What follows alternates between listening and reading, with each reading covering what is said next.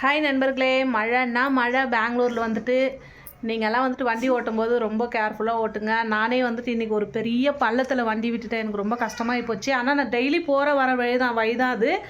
இருந்தாலும் தண்ணி ரொம்ப வந்தனால எனக்கு தெரியவே இல்லை. பாருங்கள், என்ன மாதிரி யாரும் மிஸ்டேக் பண்ணாதீங்க. ஆனால் கீழவெல்லாம் விழலை, ஸ்கிட் ஆகல வண்டி. கரெக்டாக ஏற்றிட்டேன். ஏன்னா வந்துட்டு அந்த பள்ளம் இருந்தது எனக்கு தெரியல. ஃபுல்லாக சமமாக தண்ணி ஃபுல்லாக ரொம்பிட்டு இருந்தது. அதனால் நீங்களும் உஷாராக போங்க, உஷாராக வாங்க, சரிங்களா? ஏன்னா வந்து எதையுமே என்னோடய அனுபவத்தில் என்னென்ன நடக்குதோ அதெல்லாம் நான் வந்து உங்கள்கிட்ட சொல்லுவேன். ஏன்னா வந்துட்டு நீங்கள்லாம் வந்து என் ஃபேமிலின்னு நினச்சிட்டு இருக்கேன். அச்சோ பாருங்கள், வாழைப்பழம் 10 ரூபா கேஜின்னு விற்றுருந்துச்சு. மனசு கேட்காத நல்லா இருக்குது. ஆனால் புள்ளி வாழைப்பழம் ரொம்ப நல்லா இருக்குமே, சரி குழந்தைங்க சாப்பிட்டோம் அப்படின்னு சொல்லிட்டு 5 கேஜி வாங்கிட்டு வந்தேன். எப்படி போட்டு வச்சுருக்காங்க பார்த்தீங்களா? நம்ம நினைப்போம் நம்ம குழந்தைங்க சாப்பிட்ணும், நம்ம குழந்தைங்க நல்லா இருக்கட்டும் அப்படின்னு சொல்லிட்டு நம்ம பார்த்து எந்த பொருளுமே வாங்கிட்டு வருவோம். ஆனால் அவங்களாம் அதெல்லாம் கண்டுக்க மாட்டாங்க. மழையில் வந்தியா?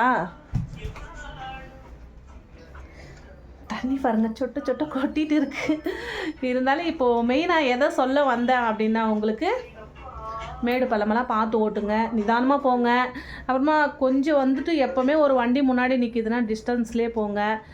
ஒரு வண்டிக்கு ஓட்டிட்டு போகாதீங்க.